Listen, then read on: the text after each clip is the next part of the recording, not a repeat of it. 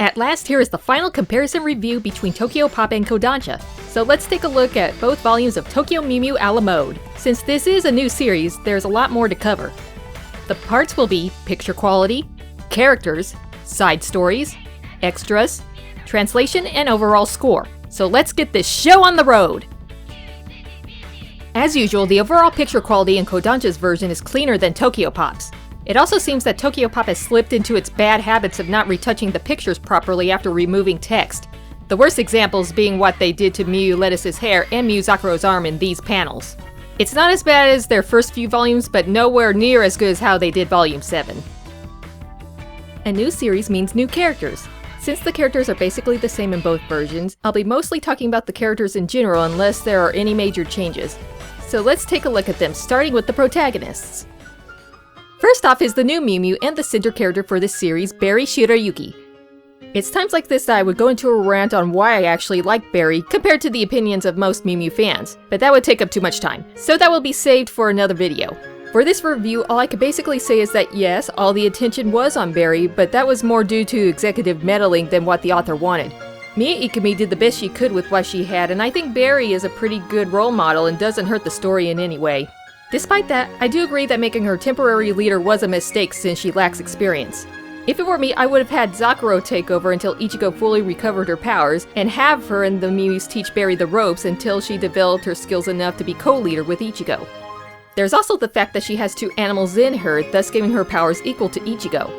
While the idea is interesting, I wish they could have expanded on it more. For example, what if Berry had some weird side effects because she had two animals, and could those side effects become dangerous? But I can understand why that wasn't touched upon due to how short the story had to be.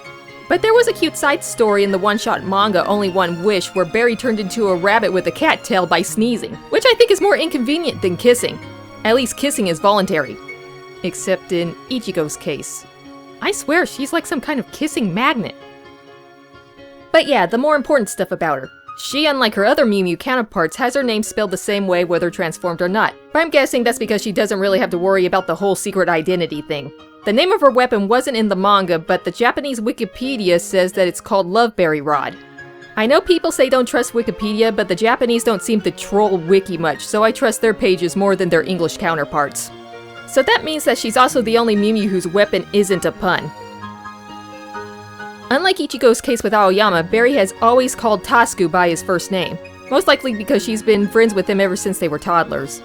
Also, Berry's father is pretty interesting. While not really shown in the TokyoPop version due to how it was translated, he is shown to be so polite that he refers to her as Berry-san. There's also her robot mascot buddy named R2003, aka Ucha. In the original version, he spoke in a slightly vulgar dialect, which was reflected in both translations. Although which one is considered better is up to personal opinion. One big difference though is that Kodansha's translation provides the origin of Ucha's name. Ucha is a way of saying Usa with a lisp, which is short for Usagi, which means rabbit, so at least we know that his name wasn't random.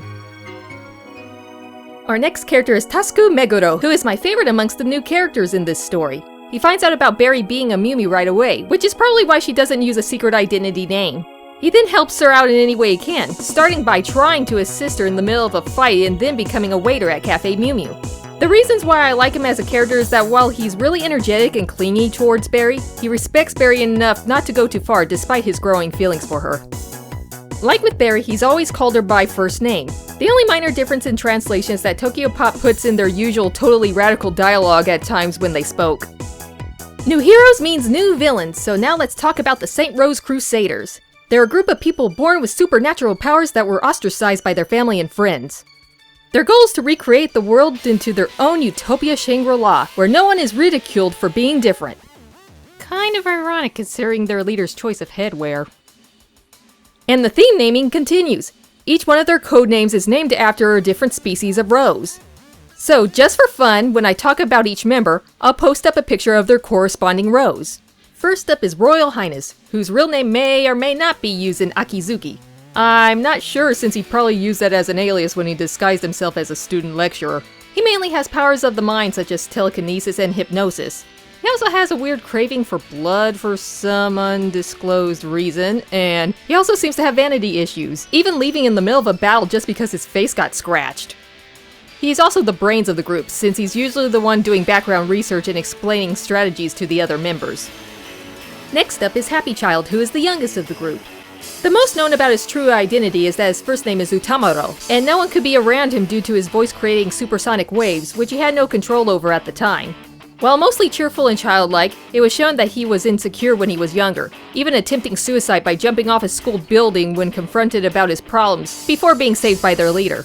He also shows off his smarts by helping to come up with a plan to brainwash the people of Tokyo. Our third antagonist is Blue Bayou. He has super strength, which scared the people around him. As his power implies, he is the muscle of the group, but he's pretty smart as well. He also tends to prefer the company of Sweet Juliet when it comes to missions, and they're usually seen side by side when they're together in a group. Other than that, not much is known about him. The fourth member is Sweet Juliet, who we get to know the most about. And also the least in a way. First off, we know that he is an actor in television dramas, and is said to be a prodigy in the field. And while he's loyal to the cause, he usually has trouble keeping up with what the Crusaders plan, and a lot of their missions don't really make much sense to him. He also has a sympathetic side when he kind of feels sorry for Barry's situation later on in the story. The hard thing to figure out about him is his past. All we see is him kneeling over a broken mirror while kids are running away. So what's up with that? Was he made fun for his feminine looks? Was he so ugly that it literally broke mirrors, so he gained the ability to be a master of disguise? I feel it's more of the latter, since the story shows his ability to look like a woman and fool everyone into thinking so. If so, that isn't really a supernatural power, more like natural talent. Speaking of being able to fool people, it appears that it worked on TokyoPop. In their translation, they made Sweet Juliet female by calling him an actress, despite the fact that the original Japanese version used the male pronoun for actor and he wore the boy's uniform at the boarding school he was sent to. Kodansha's version corrects this mistake. And last but not least is the leader of the Crusaders, Duke. Duke has a wide range of superpowers, but the only ones shown in the story are flight, mind control, and to look all mysterious by glowing. Duke truly believes in the Crusaders' mission and genuinely cares about the others and never berates them for failing missions and even admits faults, which I really like. It's kind of refreshing to have an antagonist who's willing to take the blame when things go wrong. The one thing I wish they explained is where Duke came from. And now I bet you're wondering why I'm not using any pronouns concerning Duke. That's because I can't figure out Duke's gender! In the original and TokyoPop, they don't use any gender-specific pronouns referring to Duke, and Duke talks really polite, only saying watashi, which is gender-neutral. To make things even worse, the Japanese Wikipedia says that Duke is male, while Kodansha refers to Duke as female. Alright then, let's focus on looks. There are times when Duke wears lipstick. But they all wear lipstick when they're in their Crusader getup! Duke has luscious eyelashes. But Ikumi draws all the characters like that! Okay, how about curves? When in doubt, look for boobs. That dress is so frilly and layered that I can't tell! Duke, what are you? Male? Female? Something in between? Are you even human? Tell me! I'm so confused. Where were we? Oh yeah, side stories. Both stories are featured at the end of the last volume. The first one we have is another story in the Petite Mew Mew universe. In this one, all the girls, with the addition of Barry and Ringo, look through the story of Sleeping Beauty, and notice that the pages with the prince are ripped out. Worried that the princess will never wake up, they journey into the book with the story's guardian to see if they can help. Some might notice a few changes in the Kodansha version this time around. For one thing, they put further emphasis on the fact that some of the girls talk with a lisp. The reason why those are in this omnibus will be explained later. One thing concerning the TokyoPop version is that they called the story the kids were reading Sleeping Beauty of Strawberry Forest. Most likely they wanted to make a funny connection with the side story in Volume 6 that they gave the same title to, even though the stories are totally different. Another interesting difference is that at the end of the story, the girls are referred to as the 7 dwarves in TokyoPop's version, while Kodansha calls them the 7 little people. Although the kanji in the Japanese version can be translated to both. TokyoPop most likely did it so there would be a cute connection between Sleeping Beauty and Snow White and the 7 dwarfs. I'm guessing that Kodansha went with little people since the girls are little kids. So calling them dwarves might seem inaccurate. The second side story is actually the very first story Mia Ikumi's ever made. The title of the story originally was Usagi no Furas Hoshi. While it literally means the rabbits raining stars, this could be translated in many ways. TokyoPop translated the title as Rabbit Starfall, while Kodansha calls it The Rabbit Who Makes It Rain Stars. Both titles are faithful to the original, so it depends on your personal preference. The story is about a young violinist prodigy named Miyuki Shiratori, who has no idea what she really wants in life. She enjoys playing the violin, but is about to snap under the pressure of living up to everyone's expectations, and having to move to England soon. While ditching practice, she runs into an old classmate named Ichirota Miyazawa, who takes her on an unexpected hitchhiking adventure and helps her cope with her insecurities. The story is basically the same in both versions, but the Kodansha version was a bit more helpful in explaining a few references made, such as when someone calls Miyuki Tracy, referring to the actress Tracy Hyde. Kodansha expanded it further by explaining what the movie she was in was about, thus showing how it relates to Miyuki's situation. There's another slight change between the two versions. In the story, Ichirota expresses his desire to go to Disneyland. In both the original and Kodansha's version, they only say Disneyland. Since the story takes place in Japan, one would assume that they meant the Disneyland resort in Tokyo. It seems that TokyoPop thought that the younger readers might not come to that conclusion, so they decided to use the term Tokyo Disneyland instead. Not really much of a change, and as usual, depends on your preference. Now on to the extras! There's not much to note here since all the extras were translated in both versions. Although I noticed that the wording TokyoPop used for Mia Ikumi's final message was kind of clunky compared to Kodansha's.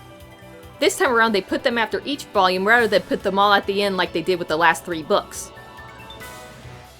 One thing that both TokyoPop and Kodansha had in common is that they both had a change in translator when they did a la mode.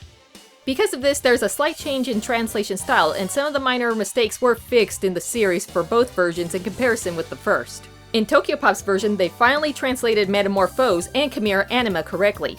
In Kodansha's version, they correctly spell ribbons across pure and Keisha's name, and all I can say is, it's about time! You don't know how many years I've been waiting for that! The change in translator is more apparent in the Kodansha version, especially in the aforementioned Petite Mew Mew side story. Along with including the lisps, it was given back its original title as opposed to fully translating it as Little Mew Mew like they did in the last series. Also for this omnibus, they kept the fact that Mew Pudding speaks in the third person.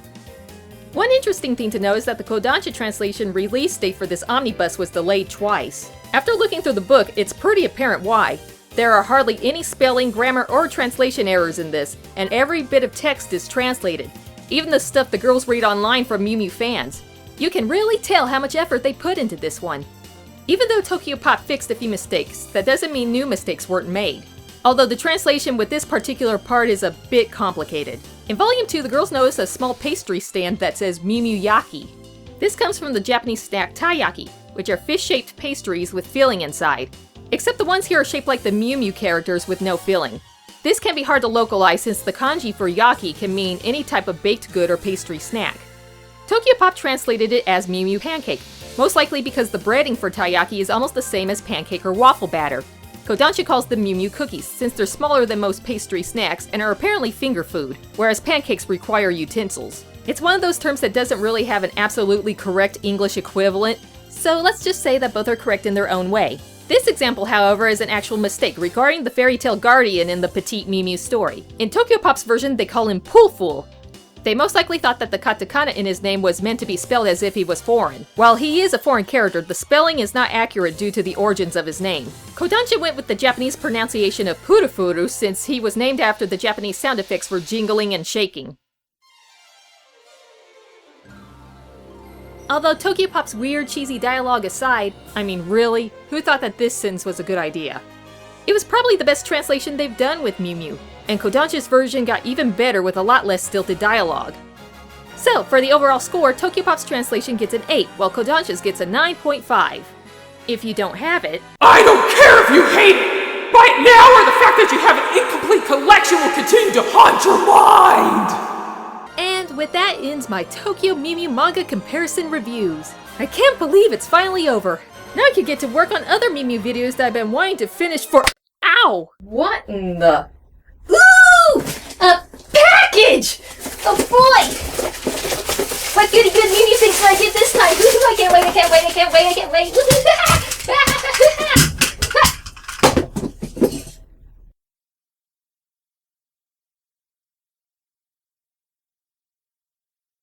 You've got to be kidding me. Singapore English translation?!